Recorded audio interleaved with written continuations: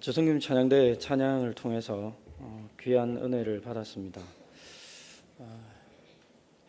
불러주신 그 찬양이 저에게는 20대 중반에 제 선교 사역과 맞물려서 아주 추억이 있는 그런 찬양이라 저한테는 더 감동이 있었던 것 같습니다. 감사드립니다. 성도 여러분 평안하시지요? 네, 우리 옆에 분과 한번 인사하십시다. 나는 당신의 생명이 되고 싶습니다. 한번 인사하시죠.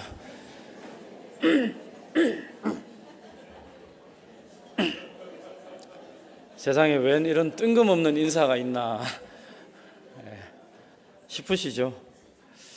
여러분, 오늘이 교회력으로 보면, 우리 교단 교회력으로 보면 성령 강림절 후 19째 주일입니다.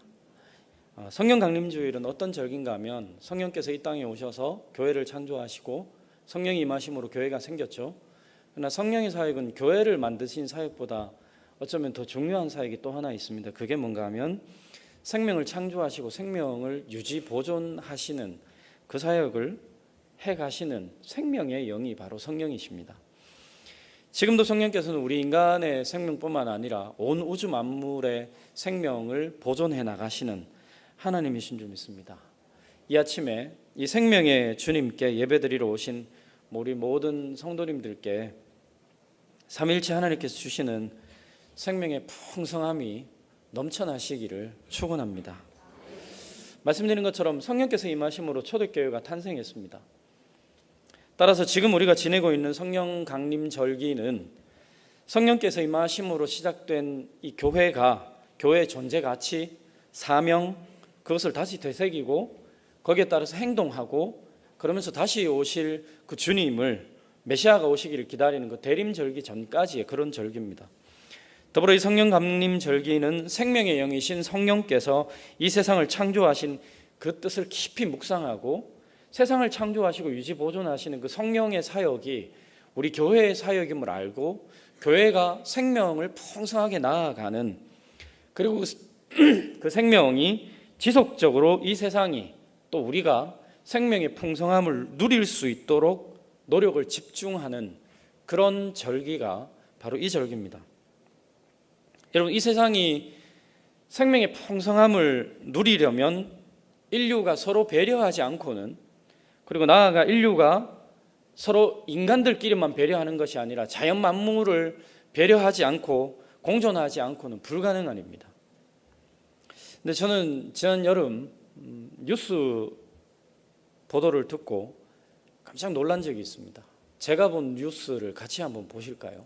예, 영상으로 보신 것처럼 2만 년 동안 단 한 번도 녹지 않았던 소위 최후의 빙하라고 일컬어지던 북극의 얼음층이 지금 녹고 있습니다.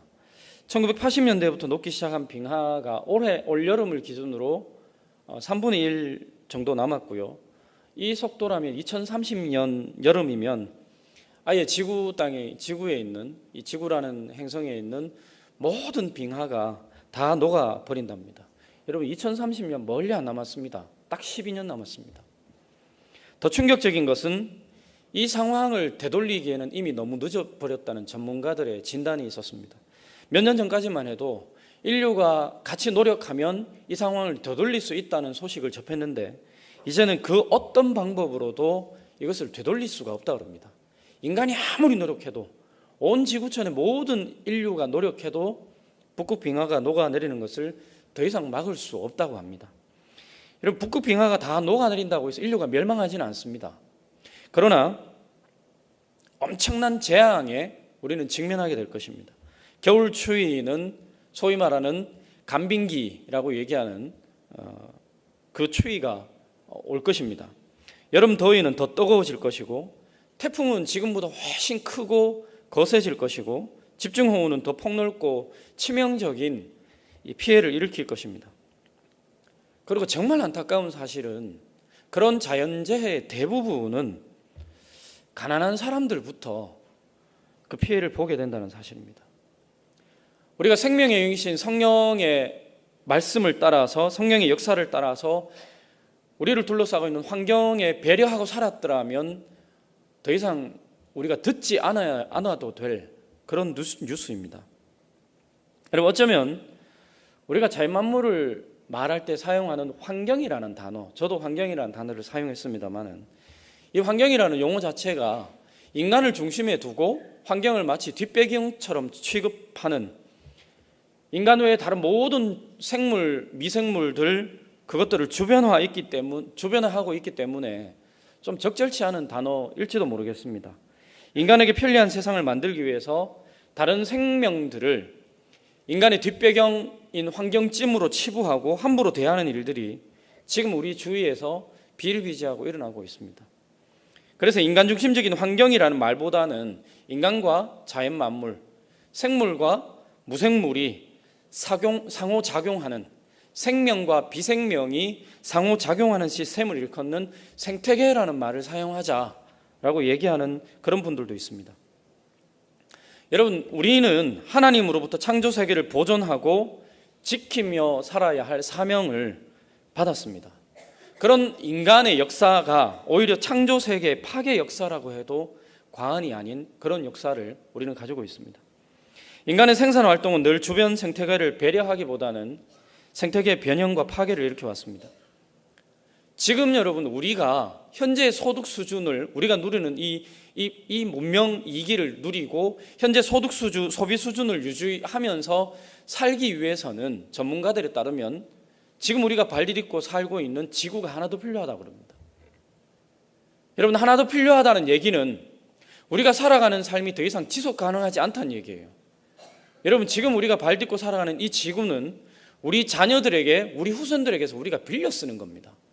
그런데 빌려 쓰는데 그들이 살아갈 지구 하나를 송두리째 우리가 지금 망치고 그것을 아주 빼앗고 착취하면서 지금 우리가 살아가고 있다는 사실입니다. 하나님이 창조하시며 보시기에 좋았더라 하셨던 세상은 지금 우리 인간들 때문에 속절없이 유린되고 있습니다. 애완견 다 좋아하시죠? 근데 여러분, 여러분이 지금 내 자식처럼 끌어안고 있는 그 애완견 어디서 만들어진 줄 아십니까? 공장에서 만들어집니다. 소위 말하는 애완견 번식장에서 아주 값비싼 모견을 한 마리 삽니다. 여러 마리 사죠. 사가지고 마치 기계가 물건을 찍어내듯이 1년에 3차례 이상 강제로 임신시켜서 3차례 이상 강제로 새끼를 낳게 합니다. 말이 번식장이지 공장입니다, 여러분. 인간이 돈벌이를 위해서 생명을 이처럼 함부로 대하는 일은 생명의 주인이신 하나님의 섭리를 거스르는 일이라는 사실이죠. 올여름 유난히 덥고 전 세계적으로 엄청난 환경 이상기후 자연재해가 발생했습니다. 앞으로 해가 갈수록 더 심해진다고 합니다. 이제 제법 아침 저녁으로 쌀쌀해졌습니다. 걱정되는 단어 하나 있죠. 서서히 우리 귓가에 미세먼지라는 단어가 하루가 멀다라고, 아니 1시간이 멀다하고 들려올 것입니다. 게다가 여러분, 우리 먹거리에도 비상이 켜졌습니다.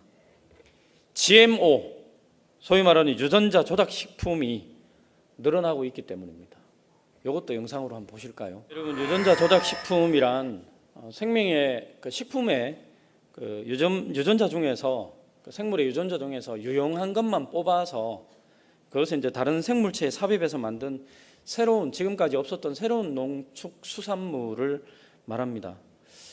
좋은 것이죠. 그런데 문제가 있습니다. 그것이 인체에 얼마나 유해한지에 대한 검증이 그렇게 잘 이루어지지 않고 그 식품을 먹는 인간에 대한 배려는 다 접어두고 오로지 생산성 높이고 상품의 질을 강화한다는 명분 아래 기업의 이윤만 극대화하고 있다는 사실이죠. 요즘 암, 자폐증, 치매, 당뇨, 그것이 급증하는 것은 세계 최대 종자 회사인, 아까 보셨던, 영상에서 보셨던 M사, 몬산토가 개발한 라운드업 제체조 생분민 글리포세이트와 관련되고 있다는 그 논문들이 쏙쏙 발표되고 있습니다. 글리포세이트는 장 속에 들어가면, 우리 몸속에 들어가면 몸속의 독소를 제거하고 면역 시스템을 강화해주는 행복 호르몬이라고 부르는 세로토닌이라는 성분이 있습니다. 그것을 생성하는데 도움을 주는 좋은 세균들을 다 죽여버립니다. 이 제초제 성분이. 그걸 죽이면 어떤 현상이 발생되는가 하면 말씀드렸던 암, 자폐증, 치매, 당뇨가 급증하는 것은 물론이고 우울증이 찾아옵니다. 여러분, 지금 식당이나 가정에서 많이 사용하는 콩기름, 카놀라유, 옥수수유, 맥당, 과당 대부분 거의 80% 이상 유전자 조작 콩이나 옥수수로 만든다는 것은 이미 우리가 다 알고 있는 공공연한 비밀이죠. 지금 우리에게 건강한 삶의 가능성은 점점점 줄어들고 있습니다. 여러분, 경제 논리가 생명 논리를 압도할 때 세상은 죽음의 땅으로 변할 수밖에 없습니다. 생명의 영이신 성령을 따르는 생명 논리가 아니라 경제 논리로 모든 것을 결정하는 이런 세상에서 하나님의 백성으로 살아간다는 것 무엇일까요? 여러분, 그것은 세상이 제시하는 행복의 조건을 따르지 않아도 행복할 수 있다는 사실을 보여주는 것 아닐까요? 여러분, 풍요롭고 풍족하지 않아도 남과 우정을 나누며 사는 기쁨, 자연 속에서 하나님의 숨결을 감동하며 사는 삶, 설 자리를 잃어버리고 살아가는 사람들에게 설 자리가 되어주는 그런 삶, 누군가의 비빌 언덕이 되는 기쁨을 누리며 사는 삶이 생명과 창조의 영이신 성령을 받은 사람의 삶이라고 생각합니다. 내가 얼마나 가졌느냐를 행복의 기준으로 하는 삶은 늘 우리에게 불만족을 가져다 주죠. 그리고 그 불만족은 우리를 쉼없이 일하게 만들면서도 행복과는 거리가 먼 그런 삶을 살게 만듭니다.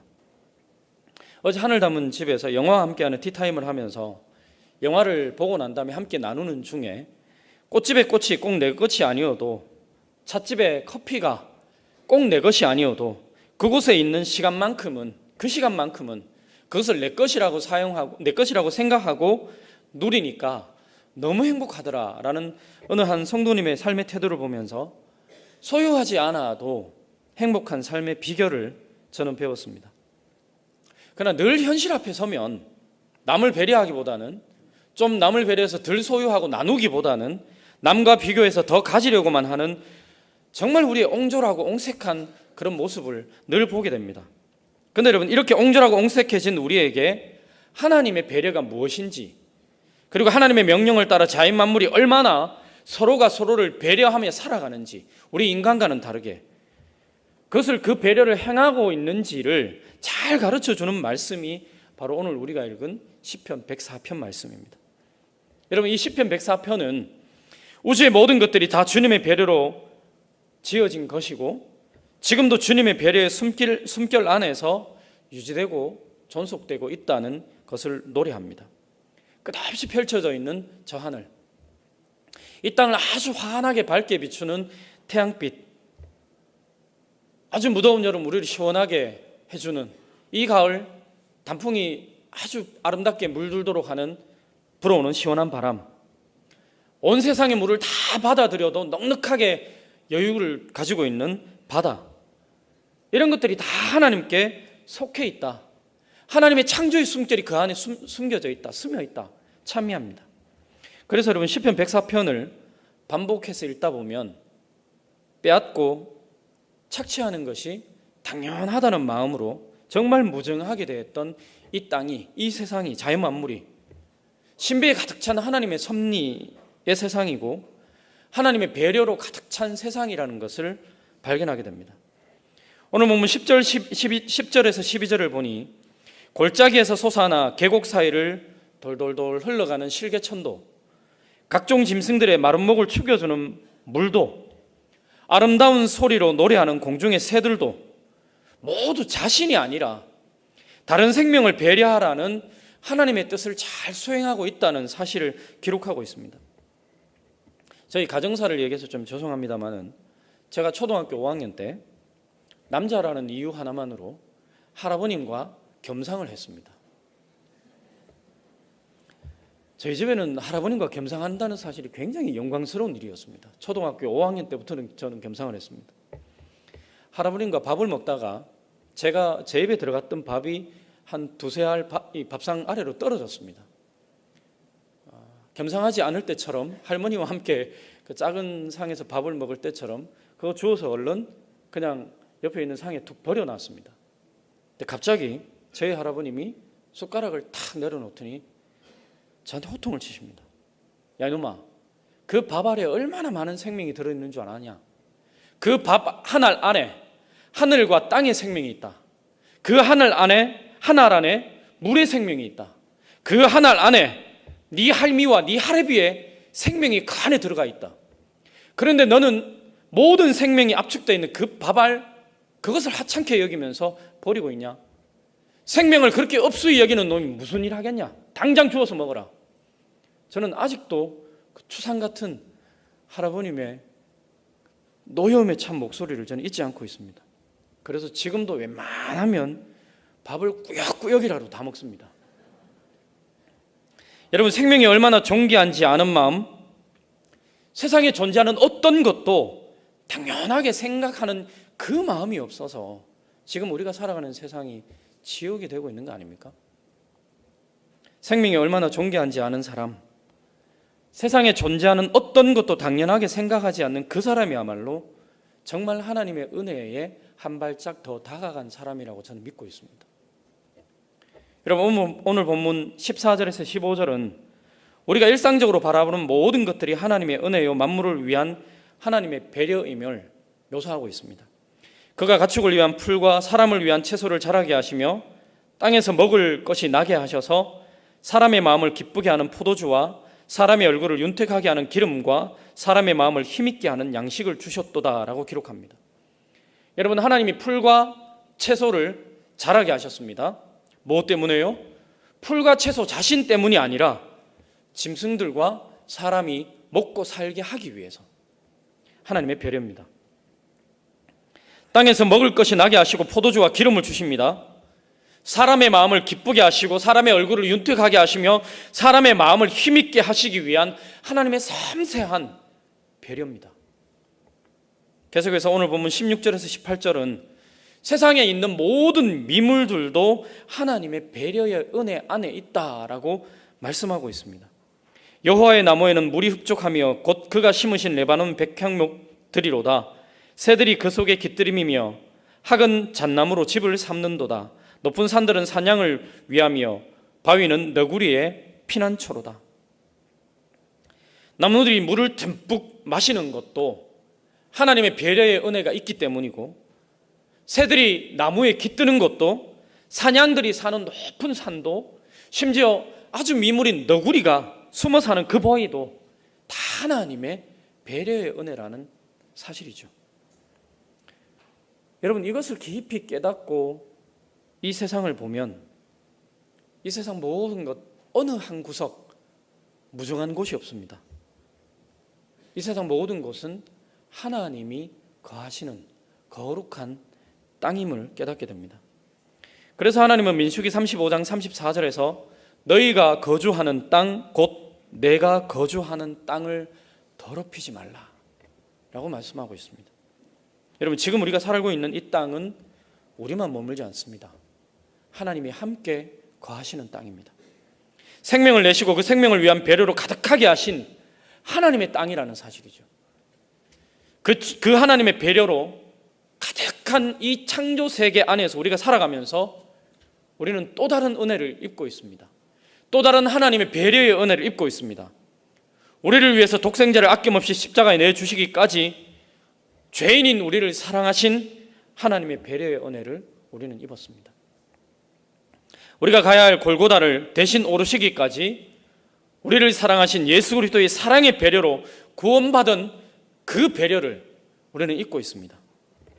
또한 지금 우리의 생명을 유지해가고 우리가 먹을 것에 대한 그 생명을 유지 보존해 가시는 성령의 배려를 우리는 입고 있습니다. 그렇다면 이제 우리도 하나님의 창조 세상을 위한 배려에 주님의 손과 발이 되어서 참여하는 것이 마땅하지 않겠습니까? 여러분, 우리 그리스도인들에게는 인간의 과도한 탐욕으로 무너진 세상을 조금씩 회복해야 할 책임이 주어져 있습니다. 중국 내몽골 마우스 사막 그 가까이에 있었던 20살의 처자 인위전이라는 처자가 있었습니다. 이 처녀가 하루는 아버지의 손에 이끌려서 사막 속으로 깊숙이 이끌려 들어갔습니다. 사막 속에 깊숙이 들어가서는 이 아버지가 총각 혼자 사는 집 앞에 자기 딸 인위전을 그냥 내버려 두고 쏜살같이 돌아가 버립니다. 아버지가 간 언덕 너머를 쫓아가 봤지만 더 이상 아버지를 발견할 수가 없습니다. 그냥 아버지의 발자국 몇 개만 남아 있습니다. 아버지가 돌아간 곳을 바라보면서 울고 있는 이 이니쩐에게 사막에 살고 있는 그 작은 집에 살던 총각이 나와서는 조심스럽게 이니쩐을 다독입니다. 그리고 그 둘이 사막에서 부부가 되어서 살기 시작했습니다. 이니쩐은 이 사막에서 내가 할 일이 무엇인지를 할 수 있는 일이 무엇이 있을까 고민하다가 하나를 발견했습니다. 그리고 남편을 설득해서 물이 없는 사막에 나무를 심기 시작했습니다. 누가 봐도 미친 짓이었습니다. 10그루를 심으면 한 그루 살아날까 말까 한 그런 사막이었습니다. 그래도 포기하지 않고 매일마다 심어놓은 나무에 물을 주었습니다. 그리고 거의 매일 나무를 심었습니다.